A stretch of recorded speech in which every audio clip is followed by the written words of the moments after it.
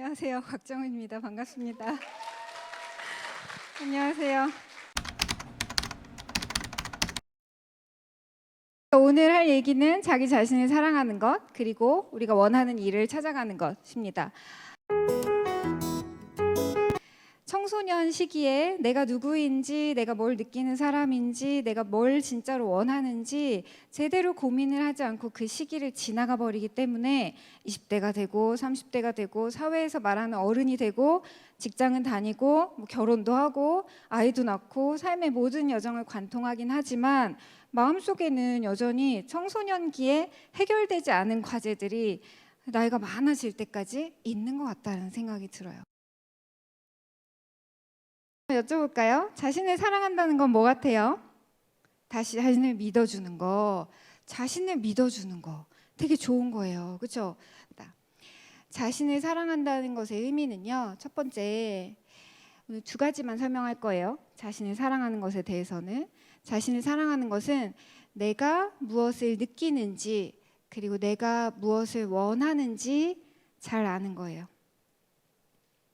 하워드 가즈너에 의하면 자기 이해 지능, 즉 지금 하고 있는 얘기, 내가 뭘 원하는지 알고, 내가 지금 어떤 느낌인지 알고, 내가 요즘 어떤 상태인지 알고, 그것을 이해하는 것이 나머지 몇 가지예요. 나머지 7가지의 재능 중 하나와 자기 이해 지능이 결합했을 때 비로소 사람은 완벽히 피어나는 존재가 된다라는 것이에요.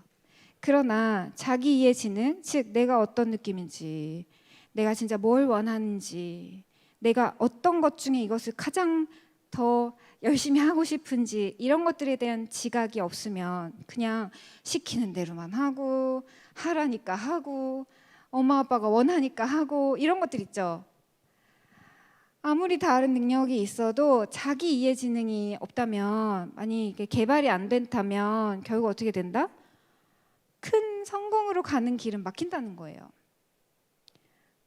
그래서 여러분 어떤 일을 택하시든 이 중에 대충 이렇게 연결이 될 거예요. 이 까만색 중에 자기 자신이 어떤 것을 원하고 느끼는지 그것에 늘 초점을 맞춰야 돼요.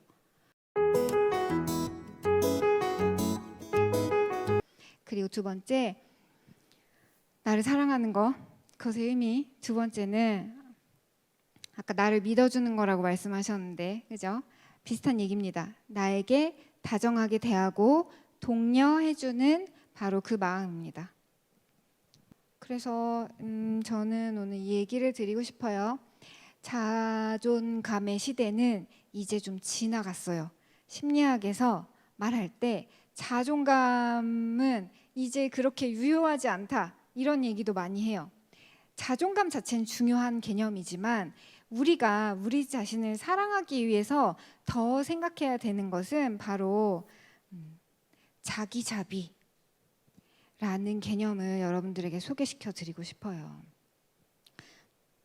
자기 자신에게 따뜻하게 대해주는 거예요. 그리고 좀 전에 말씀드렸던 것처럼 독려하는 거예요.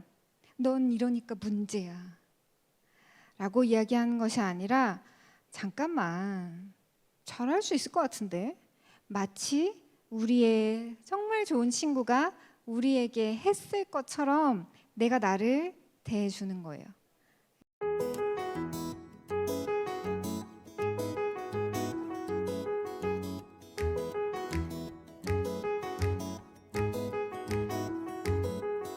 그래서 오늘 후반부 얘기는 직업의 방향 얘기예요. 지금까지는 좀 마음에 대한 얘기였다면 이거는 좀 더 현실적인 얘기를 해야 될까요? 제가 많은 직업들을 경험해보고 또 저 역시 10대 때, 20대 때 뭘 해먹고 살아야 되나, 뭐 어떻게 돈을 벌어야 되나 고민이 많았지만 그 모든 시간을 지나와서 여러분들께 드리고 싶은 얘기는 좀 다른 얘기입니다. 그래서 이 얘기를 드려요. 내가 두려워하는 것은 무엇인가? 이 얘기를 좀 드리려고 합니다. 내가 뭘 원해서 뭔가를 해야 되는데 내가 뭔가 두려워서 무언가를 자꾸 피하려는 삶으로 가고 있구나. 네. 그래서 우리 친구들도 마찬가지고 우리 어른들도 마찬가지고 결국은 뭔가 두려워서 자꾸 안 하려고 하다 보니까 그냥 어떤 길로 가게 된다는 거예요. 그것이 직업 선택의 방식이 되어서는 절대 안 돼요.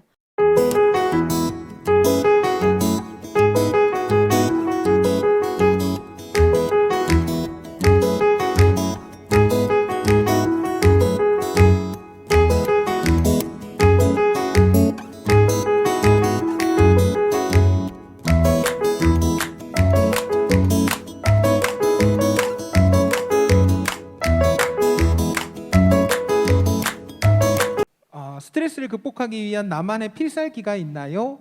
소심하고 내성적인 사람이 스트레스를 극복하고 원하는 것을 쟁취하기 위해서는 어떻게 해야 할까요? 라는 질문이에요. 소심하고 내성적인 사람이라고 하셨나요? 과거로 돌아가서 제가 저에게 보내는 질문 같습니다. 저도 내성적인 걸로 말하면 정말 국내 탑급이라고 생각하고 진짜 내성적이거든요. 근데 이렇게 앞에 나와서 얘기는 한단 말이죠. 네. 그럴 수 있는 것 같아요. 제 생각에는 사람의 결은 되게 여러 가지라서 되게 내향적이고 사람들하고 많이 이제 수다를 오래 떨면 되게 기가 빨려서 집에 빨리 들어가고 싶고 이런 편이라서 저는 내성적인데 또 말은 또 말대로 한단 말이에요. 그래서 저는 먼저 드리고 싶은 말씀은 소심하고 내성적이다라는 말을 나한테 함부로 단정짓지 않았으면 좋겠어요. 그냥 지금 만사 귀찮고 지금 마음 맞는 사람이 없고 지금 내가 에너지가 좀 낮은 상태일 수는 있어요. 근데 이게 영원할 수는 없거든요. 살다 보면 또 이게 바뀌기도 하고 그래서 지금은 그래요. 소심하고 내성적이라고 느껴질 수 있지만 그냥 이걸 나의 특성으로 받아들이지는 말았으면 좋겠고 그리고 제가 뭔가 하나 첨삭을 해드릴게요.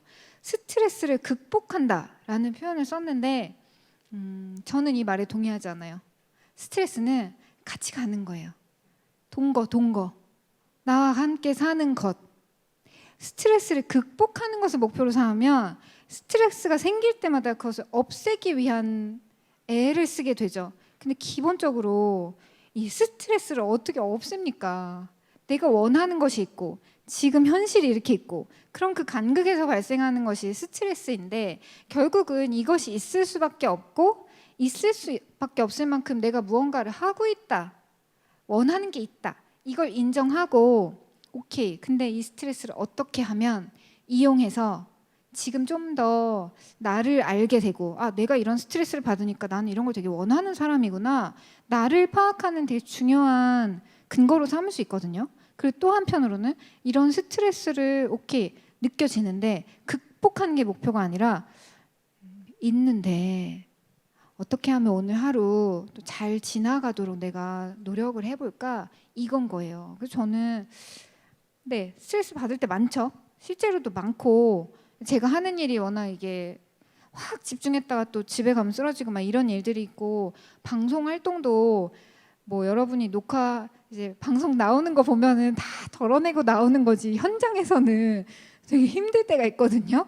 그럴 때도 이 일이 아까 자기자비 우리 배웠잖아요. 그죠? 이제 응용을 하는 거예요. 자기자비 그 관점에서 오늘 있었던 일을 돌아봐요. 이 일이 스트레스였지. 근데 그때 내 마음이 어땠지? 완전 짜증났었어. 두 번째, 이 일이 방송을 하는 사람이면 다 겪는 일인가? 그런 걸 거야. 그럴 수 있지. 이 정도 스트레스 있는 거지. 그래서 내가 나한테 무슨 얘기 해주고 싶을까? 무슨 얘기 해주면 좋을까? 야, 오늘 하루 잘 버텼다. 너 진짜 애썼다. 대단하다. 한 번 칭찬해 주는 거예요. 근데 이걸 평상시에 한 번도 하지 않았는데 갑자기 스트레스가 왔을 때 이거 극복. 이거 답이 없죠. 극복하는 게 아니라 같이 지내고 그걸 이용해서 나를 더 잘 알아가면 저는 그걸로 충분한 것 같아요. 약간 그 사이즈가 약간 줄어들게만 해도 우리의 삶은 성공적인 겁니다. 이거 뭐 어떻게 없애요? 신도 스트레스가 있지 않을까요? 네.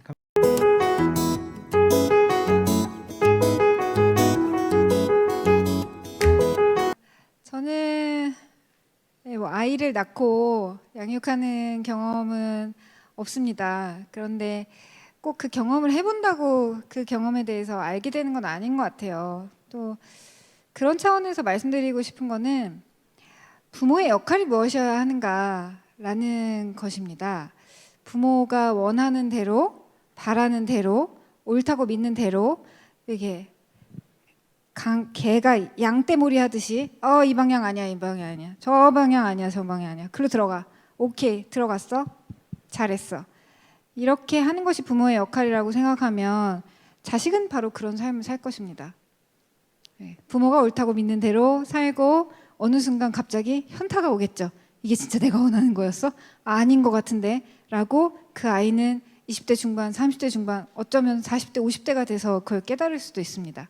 다행히 부모가 원하는 지향점과 아이가 원하고 바랬던 본질적인 삶이 맞아떨어지면 누구도 불행하지 않겠죠. 그런데 많은 경우 시대가 변했고 이 아이 한 명 한 명이 갖고 있는 고유한 삶의 여정을 부모는 다 알아봐주지 못할 만큼 자신의 삶이 바빴고 왜 먹여 살려야 되니까요, 아이를. 그렇기 때문에 아이가 경험은 부족해서 사회에 대해서 지식은 부족할지 모르지만 자신이 진짜 꿈꾸는 삶에 대해서는 부모가 자식보다 모를 수 있다는 것이 제 생각입니다.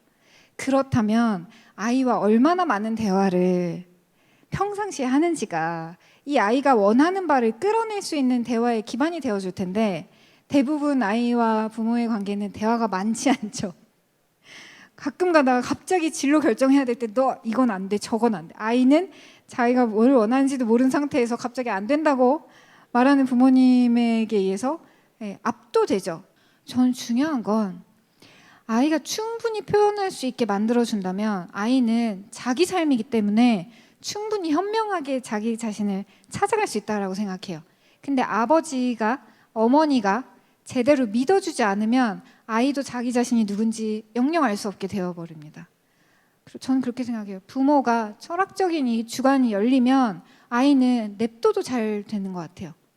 이걸로 대화를 했기 때문에 자기 길을 찾아가죠. 근데 이 직업 안 돼. 야, 유튜버가 뭐야? 그거 밥 벌어먹고 살겠냐?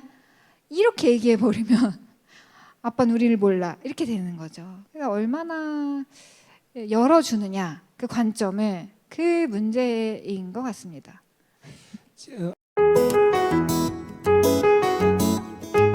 아이고, 네, 굉장히 긴 시간인데 여러분 앉아있는 거 힘들지 않으셨어요? 힘드시죠? 여러분의 소중한 시간인데 또 제가 할 몫을 다 하고 가는지 모르겠습니다. 근데 이 앞에 서 있고 또 많은 일을 해왔고 뭐 이런 게 맞는 거예요 이렇게 얘기하는 저지만, 그래서 저 언니는 저 누나는 막 다 아는 것 같아. 뭐 나는 어떻게 하면 저렇게 막 화려하게 살 수 있을까 이런 생각도 하실 수도 있을 것 같긴 해요. 근데 누구에게나 어떤 삶에나 잘 모르겠고 초라하고 뭔가 바닥을 치는 것 같고 나만 못하고 있는 것 같고 이렇게 느껴지는 시간이 있거든요. 저도 그런 시간이 있었기 때문에 지금은 이런 게 맞는 것 같아요 라고 제 생각을 말할 수 있는 사람이 되었어요. 제가 불과 뭐 7, 8년 전만 해도 지금과는 또 달랐거든요. 네. 삶은 어떤 종착지가 있는 것이 아니라 매 순간순간이 다 소중하고 다 중요하다는 생각을 하는데, 특히 청소년 시대에는 뭐가 문제냐, 제일 어려운 게 지금을 참고 견뎌. 그럼 지나가면 너는 언젠가 뭐가 될 거야. 자꾸 이렇게 희망 고문을 당하는 게 너무 힘들었던 시기였던 것 같아요. 근데 여러분, 지금 이 시간이 여러분에게는 가장 소중한 시간이고 다시 오지 않을 시간이라는 걸 꼭 기억하셨으면 좋겠어요. 그래서 나를 많이 비난하지 않고 나를 따뜻하게 대해주면서 내 삶이 어디로 가야 할까, 이런 부분들을 지금 할 수 있는 최선을 다해서 고민하시고, 또 그래서 나중에 20대 30대가 돼서 이 삶을 돌아봤을 때 아까 은빈 친구가 말했던 것처럼 이 삶을 돌아봤을 때 내가 10대 때 진짜 고민 잘 하고 지냈지, 나 진짜 어려웠는데 그래도 나를 미워하지 않았지 라는 생각으로 여러분의 10대를, 20대를, 30대를 다시 돌아볼 수 있는 그런 시간이 됐으면 좋겠습니다. 들어주셔서 감사합니다. 네, 감사합니다. 감사합니다. 고맙습니다.